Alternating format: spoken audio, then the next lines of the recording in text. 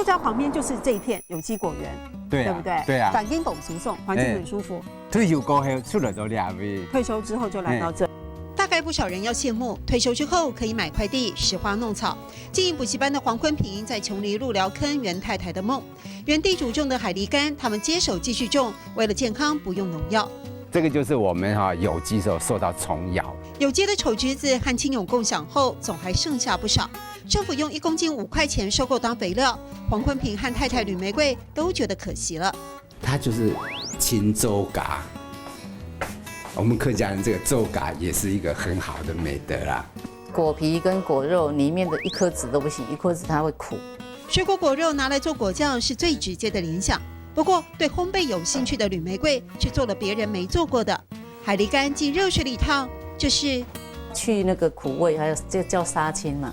它这个果肉是密在一起，对不对？你烫过它会像开花一样，炒起来才会这样那个粒粒分明啊。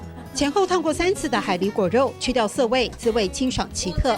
之前刷干净的橘子皮没丢，用蜂蜜蜜过，一起炒成内馅。糖放上去，给它蜜1个晚上，第2天再开始炒。很小的火，你都要站在这里，不然一焦掉，你整锅就要倒掉。